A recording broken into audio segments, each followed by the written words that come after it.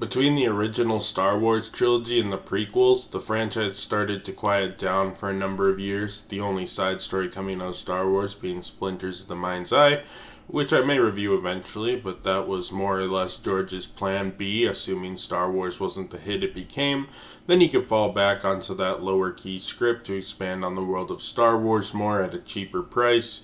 Ultimately, we got The Empire Strikes Back, and the cheaper price Splinters of the Mind's Eye just came out as a book instead.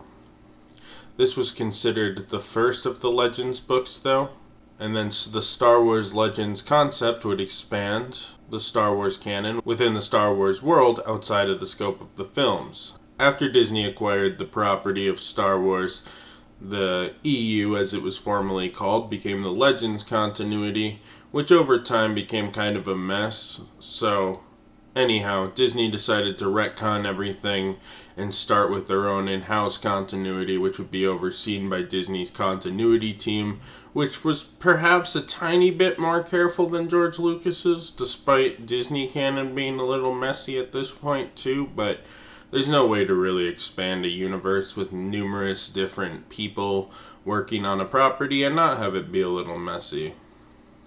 They ended up wiping everything besides George's first 6 Star Wars films, along with the Clone Wars seasons 1 through 6 and the film. It's worth noting that season 7 of the Clone Wars is not canon to Legends and is only canon to the Disney timeline, just to make things a little more confusing. In 1991, in an attempt to create more interest in the Star Wars property, George Lucas began approving third-party stories, which became the basis of Legends, at the time known as the Star Wars Extended Universe.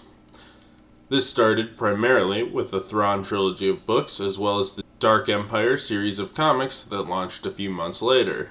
Heir to the Empire, like most of Star Wars EU, lives in a weird section of canon. Essentially, it could be canon, but anything George Lucas wanted to do with the franchise would immediately overrule what was done in Extended Universe canon. Also, with literally thousands of entries eventually being added to the extended timeline between video games, role-playing games, books, television shows, comics, audio dramas, etc., the continuity was bound to get a little weird and convoluted, especially with the limited involvement from Lucasfilm proper at the time, more often than not. A lot of these stories would fall through the cracks, but one of the most beloved arcs in the history of Star Wars that wasn't a film seems to be Heir to the Empire, and the original Thrawn trilogy written by Timothy Zahn.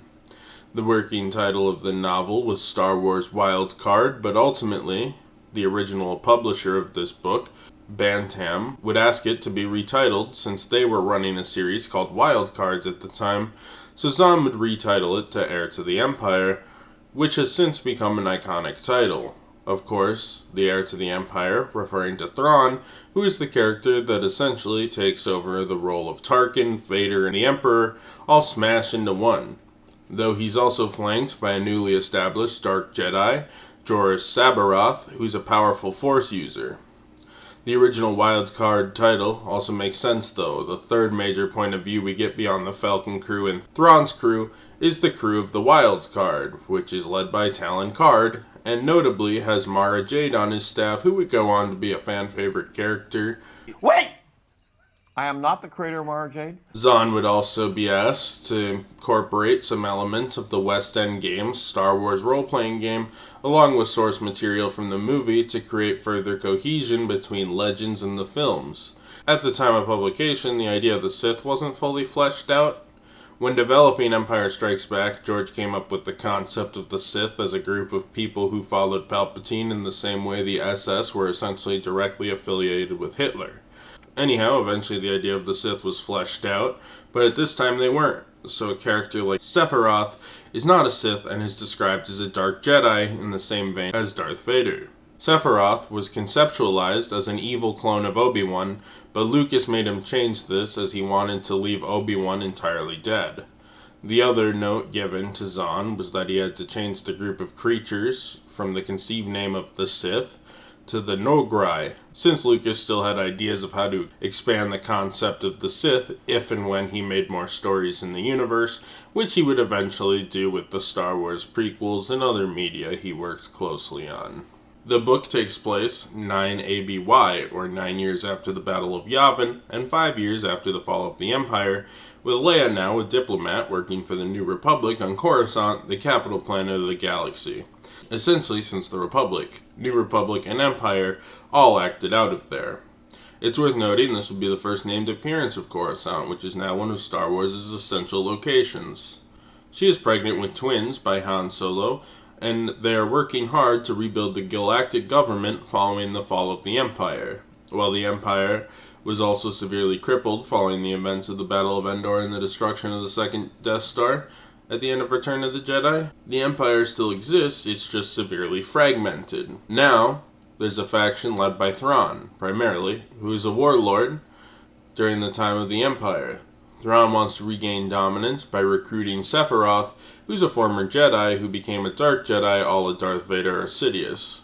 Sephiroth also believes he can influence Luke and Leia under his control, given the fact that Luke doubts his ability as a Jedi, and with Leia newer to the Force, she might also be susceptible to the dark side. Luke tries to unravel the mystery of a voice that's calling to him, who turns out to be Sephiroth, and Han, Leia, and Chewy investigate a strange group of creatures that keep attacking them, which end up being the Nograi. All well, Thrawn is getting a little more bold in his attacks on the Republic and making his presence more known to the galaxy, attacking systems in an attempt to lure out the Jedi and his friends to capture them, kill them, or have them join Sephiroth to help them even the odds between the crippled Empire and the disorganized New Republic. Eventually, Leia manages to unravel the secret to the Nograi, and the Nograi realize she's the daughter of Darth Vader, who they worship for saving them from their point of view, after a group of Nograi captured her briefly on Kashyyyk. Meanwhile, Karrde ends up taking Luke prisoner after bumping into his disabled X-Wing. By coincidence, Han and Lando were also rendezvousing with Karrde. Unfortunately for them, they didn't realize Luke was there, and Luke didn't realize they were there, because the planet has some native Force creatures that suppressed Luke's abilities. Luke attempts to escape, but Karrde's right-hand woman, Jade, makes chase, and the pair gets lost in the woods, having to escape, while simultaneously Thrawn's fleet arrives at the planet and suspects that Luke may be in the woods. They send a squad down to fight Luke and Mara, but ultimately Karrde comes through with some help to defeat the squad. Karrde is forced to flee, and Thrawn pulls out since he has a major offensive plan on Sluis Van. The crew manages to fight them off, and Thrawn leaves to lick his wounds and come back stronger than before. The book ends on a cliffhanger that sets up a sequel to this book, which we'll talk about more when I finish the sequel book. No spoilers, but it's kind of an out-of-left-field twist, and I'm excited to expand on that in the next video on this trilogy, since it seems like an interesting little plot point that might give a different perspective to the sequel. So I'm excited to read the second book from that. There are many core characters to the story of Heir to the Empire, between the new characters and returning. People like Wedge Antilles, Mon Mothma, Admiral Akbar, and others from the original trilogy take on minor roles, while the Falcon crew and Lando take on the more major roles in the story. I want to start with the new characters and work my way back to the old, so let's dive in.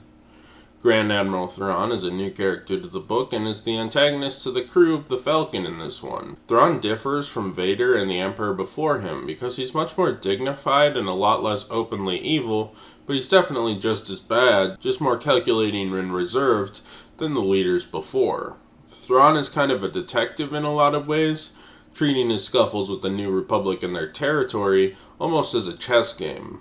He hopes to take back the Republic using cunning and advanced strategy over the brute force the Emperor and Vader tried before him with their Death Stars and just going down killing people.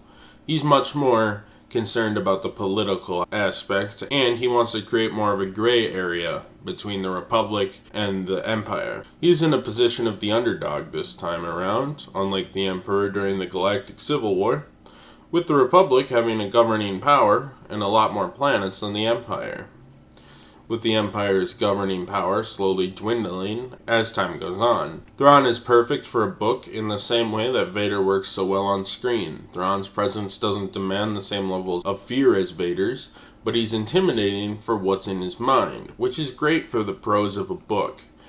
As hard as the New Republic tries, they can't fully shake Thrawn of his superior understanding of battle tactics, Something in the novel Timothy Zahn absolutely does an amazing job of portraying. It's really good. Gillard Pelion first appeared in this novel, and he acts as Thrawn's second in command. He fears Thrawn naturally after serving under the unhinged Darth Vader, who would kill even upper-ranking officers with little regard or thought. He doesn't have the most personality in the novel, but he's a cool tool to get more understanding of Thrawn's emotions, plans, and thinking process, as Thrawn often dumps exposition on Pelion so that you can better understand kind of what he's thinking in his mind. I really like the addition of Pelion. I totally understand why he's here, and he fits in pretty well, even though he's kind of just a plot device to help Thrawn come off to the audience more clearly. C'baoth is a Dark Jedi that was around during the pre-Clone Wars Republic. He's incredibly powerful. He's similar to the Emperors in a lot of ways, but his goals for power are slightly different.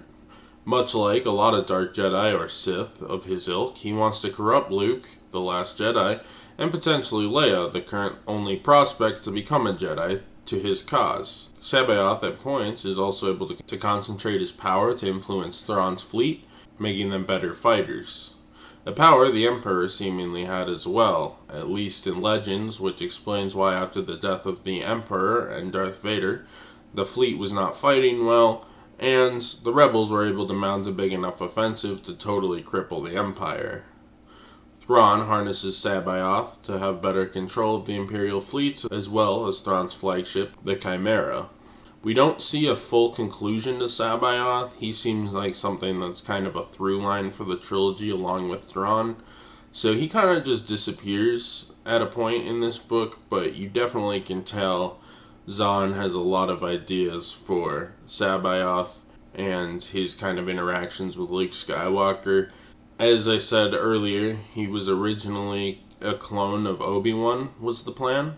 And you can tell, based on how Luke is talking early on in the book, that he's kind of lacking a mentor that he feels he needs, like he still needs that training wheels. So C'baoth is kind of like an evil version of Obi-Wan. It's kind of cool. One thing I like about Timothy Zahn's writing is he wanted to make this book, Star Wars, well, in book form.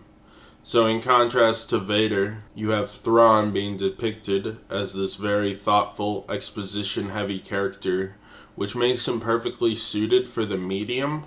In a lot of ways, he works almost as well as Darth Vader for the different medium. I know they've been bringing Thrawn into live action and stuff lately. I haven't seen a lot of that.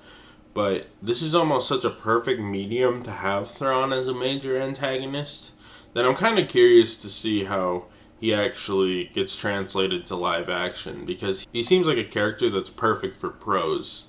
But we'll see. Regardless, Talon Karrde is another pretty interesting character. He's a smuggler working in the galaxy. He doesn't necessarily have alliances with the New Republic or the Empire at first, and is unsure which side to actually take in this era, since, based on his location, the Empire is more of an immediate threat to him. However, at the same time, the New Republic is more likely, during the events of this book at least, to win the war, given their superior numbers and the fact that they are continually taking new planets from the Empire's control. Karrde is a good example of a Star Wars character who kind of operates in the lawless end of the galaxy, the actual outcomes of the war being irrelevant to him. Much like Thrawn, he's very pondering, and doesn't particularly know where to take the crew of the Wildcard ship just yet. By the end of the book, he ends up taking a pretty strong side with the New Republic, and I'm sure we'll see more of him later, if not in this trilogy, at some point. Mara Jade is introduced in this book. Wait! I am not the creator of Mara Jade. And is arguably the biggest character introduced to this novel. And while she isn't canon yet, as I said, I wouldn't be totally shocked if they tried pulling her into canon in one way or another at some point. Mara Jade hates Luke Skywalker and has a fairly mysterious past at this point in the series.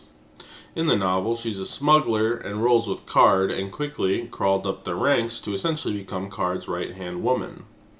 Late in the novel, we figure out the reason she wants to kill Luke Skywalker is because, after Darth Vader offered to overthrow the Emperor with Luke on Cloud City, Palpatine took Mara Jade on as his assistant and trained her to an extent as his apprentice, fearing Vader would try to overthrow him and the Emperor would need a replacement more or less. Mara also could act in silence, not being as widely known as Vader, who was kind of flamboyant and evil and running around the galaxy with his lightsaber drawn.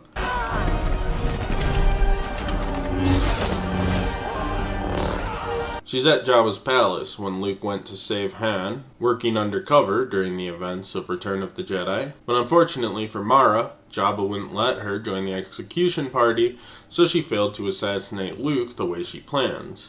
When the Emperor died, so did her prospects as a major figure in the galaxy, and her role went from one of the most important background characters in the galaxy to somebody who's essentially a nobody, until she meets up with Karrde and starts working her way up these ranks.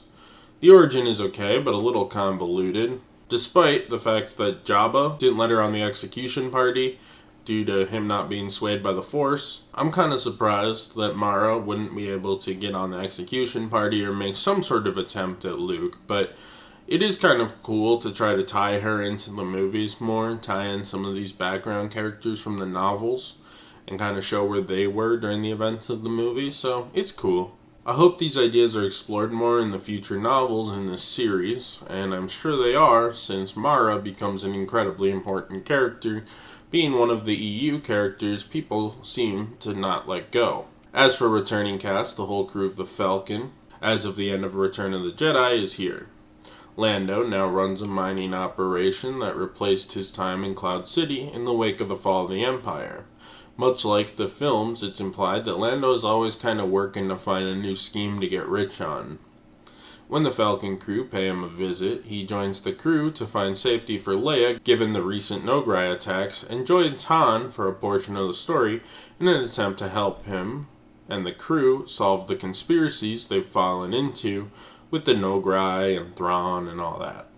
Lando feels really well translated from the screen to the page. I definitely think of the Falcon crew, this is the most accurate translation.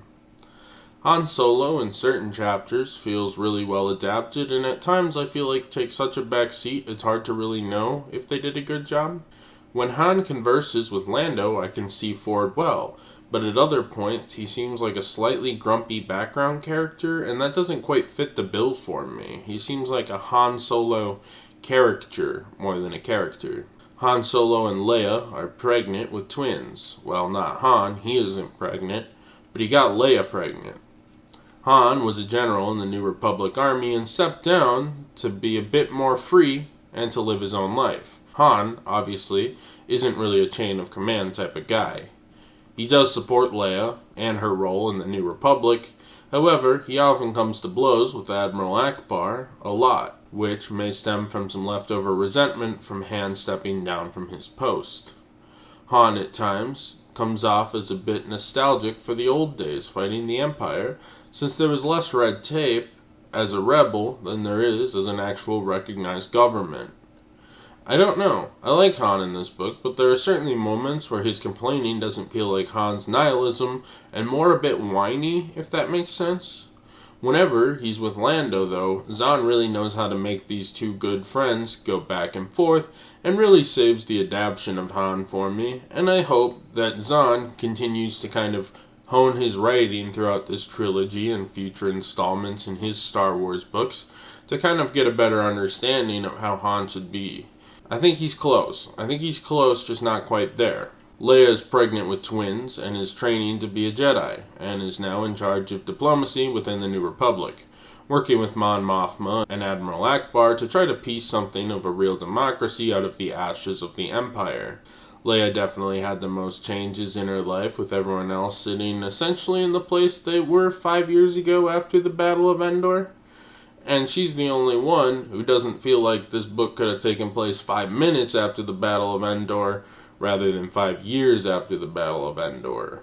Leia isn't quite there as an adaptation for me. Leia is typically feisty, really quiet, yet independent and intelligent. Here, she's definitely intelligent and puts the Republic first, but she's real jumpy and mousy in some scenes, which doesn't quite feel like the feisty Princess Leia we've gotten to know. I guess you could say it was the fact that she was pregnant, but I don't know. I feel like Leia's too hard-headed to let pregnancy slow her down at all. I'm not saying pregnancy isn't hard, but I think there could have been like an arc where Luke and Han are like, slow down, Leia. But she's too hard-headed to stop. I don't know. Leia's definitely a weak point of the writing for me, but I'm hopeful as the trilogy goes on, Zahn starts getting into her mindset more. Luke is kind of the final link. Much like The Empire Strikes Back, Luke is kind of hands-off. Luke kind of just heads off on his own mission, after hearing a voice within the Force calling him, which turns out to be C'baoth this time. Luke heads out to try to find the Force user calling him, which sends him around the galaxy to hunt for the voice. Another Jedi could help restore the Jedi Order, and perhaps be a strong ally for the Republic, but quietly, Luke definitely wants a new mentor figure in his life, a la Obi-Wan or Yoda. Along the way, Luke heads to Dagobah and returns to the site where he met Yoda, and meets with Mara Jade for the first time as well. Luke is written pretty well, and I like the idea that the weight of the Jedi are on his shoulders, and he doesn't exactly know what to do with that. Luke was definitely the easiest one to get right. Return of the Jedi Luke is essentially a ninja monk, and he pulls this through. He does talk to R2 a lot, and from there he can explain his thoughts, and he has a hair more of that Episode 4 unsure Luke in this portrayal than in Return of the Jedi, but it works for the story, especially since in the last 5 years, Luke seems to have had some trouble finding his exact place in the galaxy. I also really like how Luke is grappling with being the sole Jedi now that Yoda and Obi-Wan are gone, and their ghosts are visiting less frequently, finally moving on with closure since the galaxy is at peace. These days, Force mechanics work slightly differently than they did back then, but I like the idea that ghosts can't be a crutch for Luke in the story. This also makes the lure of C'baoth that much more tempting to Luke. Another veteran Jedi could potentially take a bit of the weight off of his shoulders and make him not as necessary to the survival of the Jedi. Tonally, Heir to the Empire is probably the most closely designed to feel like Empire Strikes Back, as it has somewhat of a dark feeling to it. But I also think the story is a bit hard to compare to the other original trilogy movies. While the group is consistently going place to place unraveling different mysteries, it never gets super dark. The New Republic is at an advantage, galactically, and it isn't until the Empire begins creating new plans which start coming back together that there seems to be any shift in that dynamic. The Empire is still an incoming threat throughout the story, and the characters start noting early on that they're getting more bold in planning things. There's a lot more space politics than the films proper, but it works well in novel form, and watching the rebels try to hobble together a new governing body, as well as seeing the Empire scheming, its comeback in the wake of the Emperor Invader's death and destruction of the Second Jedi is pretty satisfying. The tone is unique, don't get me wrong, but it feels like a fairly authentic continuation of the Star Wars story, with new hooks and a new set of villains that I think don't feel like they repeat the original villains, and also kind of have strong hooks to make them iconic in the same way the original series characters were. Overall, I really liked Heir to the Empire. This probably isn't a particularly hot take from a Star Wars fan, since this novel is pretty widely referenced in the fandom. The book has always been a bit of a blind spot for me. My family didn't really instill in me good reading values, hence the fact that I listened to this through Audible and didn't actually read the book. But I'm also busy as shit, I don't have time to read. But this is definitely an interesting relic in Star Wars history. It's something that, as a kid who grew up when the prequels were coming out and the Clone Wars and all that, is kinda odd since there are so many undefined aspects of the Star Wars mythos that was either still being figured out, or B, wouldn't be introduced till Lucas put it to film during the prequel era. Aspects like C'baoth being a Dark Jedi rather than a Sith and stuff. Thrawn was a really great villain, and I'm excited to see where they take C'baoth in the future. Karrde also had to be my new favorite Mixed Alliance character in Star Wars in like a long time. He's awesome. He's less important to the wider myth than Mara and Thrawn, hence the lack of mainstream attention he gets, along with C'baoth, but they're both pretty cool characters despite not being as famous or widely known as Thrawn or Mara, and I hope we see both of the lesser known characters as we proceed through this trilogy. The descriptors in action are very easy to understand, given the very visual nature of the descriptions of the book, and the audiobook does a really good job making it feel authentic to the movies, with the soundtrack playing in the background. You got some cool sound effects going, and it makes the fight scenes and stuff really intense. I actually really recommend the Audible book if you're not really into reading, and if you like reading, then read the book. Anyhow, my biggest gripe is mostly that Han feels a bit off and Leia definitely lacks her trademark feistiness, but I hope Zahn improves on writing those characters. I think there's a solid chance that he does, since he is probably Star Wars' most prolific literary creator and has done a lot of work in the Star Wars universe, both canon and legends. Star Wars Heir to the Empire ended up selling over 15 million copies, making it actually an incredibly successful book and an awesome opening to the expanded universe. It introduced Thrawn and Mara Jade, both of whom went on to be fan favorites, but perhaps not George favorites. Wait! Disney would even pull Thrawn into their animated universe and eventually into live action during the Ahsoka show. What was first just a dream has become a frightening reality. Wait! And with this era of Star Wars being examined in Disney Plus and with some upcoming films as well. So we definitely haven't seen the last of Thrawn, and I'd be inclined to believe that a lot of elements from this book will continue to be pulled into the Disney canon in the future. Like, if Disney doesn't find a way to pull Mara Jade into canon, I'll eat my shorts. My next review will be Transformers: The Rise of the Beasts, so stay tuned for that. In terms of novels, I think I'm going to step off the Thrawn trilogy and go into Dawn of the Jedi: Into the Void, which is chronologically the earliest story in Star Wars Legends. I just think this kind of pre-Jedi galaxy might make for an interesting listen.